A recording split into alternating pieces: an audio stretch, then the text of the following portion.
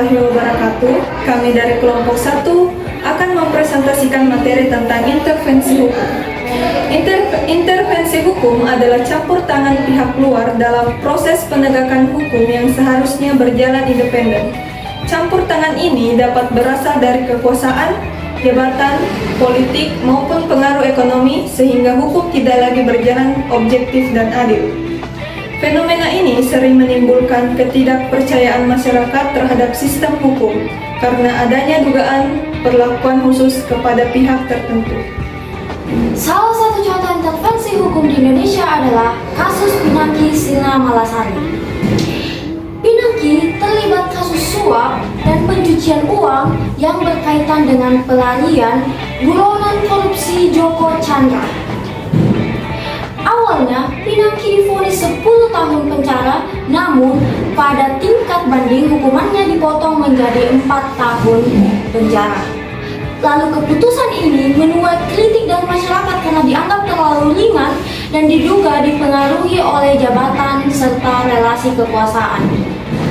Kasus ini menjadi contoh bagaimana hukum dapat direpresentasikan tidak berjalan secara adil.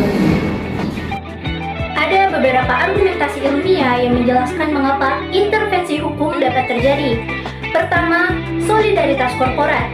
Hubungan dekat antar aparat penegak hukum dapat menimbulkan budaya saling melindungi sehingga hukum tidak berjalan netral.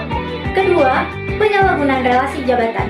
Kedekatan dalam institusi dapat mempengaruhi putusan hukum sehingga penilaian tidak sepenuhnya berdasarkan fakta dan bukti. Ketiga, subjektivitas diskresi hakim. Kebebasan dalam memutuskan perkara terkadang dipengaruhi faktor pribadi terdakwa, bukan hanya aturan hukum. Keempat, hukum sebagai instrumen kekuasaan. Posisi dan pengaruh dalam sistem dapat mempengaruhi keputusan hukum sehingga prinsip kesetaraan di depan hukum menjadi terganggu. Hal ini menunjukkan bahwa kekuasaan dapat mempengaruhi independensi penegakan hukum. Materi ini didukung oleh beberapa teori. Yang pertama, teori rule of law dari A.V. Dacey yang menegaskan bahwa semua orang harus setara di depan hukum atau equality before the law. Kedua, teori abuse of power dari Lord Acton yang mengatakan power tends to corrupt, absolute power corrupts absolutely. Ketiga, teori keadilan dari John Rawls yang menyatakan bahwa hukum harus adil tanpa memandang status sosial maupun jabatan seseorang. Intervensi hukum memiliki berbagai dampak. Dampak sosialnya adalah menurunnya kepercayaan masyarakat terhadap hukum dan munculnya rasa ketidakadilan sosial. Dampak hukumnya yaitu efek jerah pelaku menjadi melemah dan putusan hukum dianggap tidak konsisten. Selain itu, dampak institusinya adalah rusaknya citra lembaga penegak hukum serta munculnya dugaan perlakuan khusus bagi pejabat. Dalam jangka panjang, intervensi hukum dapat membentuk budaya korupsi dan penyalahgunaan kekuasaan. Solusi mengatasi intervensi hukum yang pertama, kebebasan hakim dan jaksa.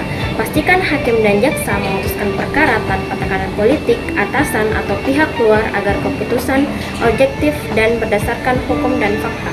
Yang kedua, pengawasan internal dan eksternal.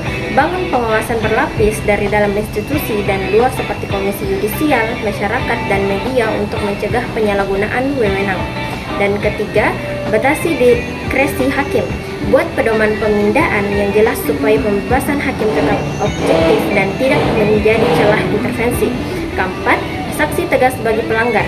Beri hukum berat seperti pemecatan dan proses pidana pada aparat yang melanggar untuk menciptakan efek jerah. Kelima, transparansi berbasis teknologi. Buka akses publik ke proses sidang lewat e-court, live streaming, dan publikasi putusan agar sulit dimanipulasi.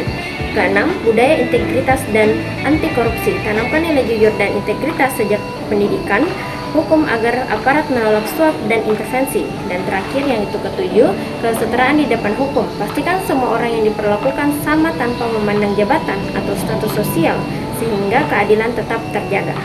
Sebagai kesimpulan, intervensi hukum dapat merusak keadilan dan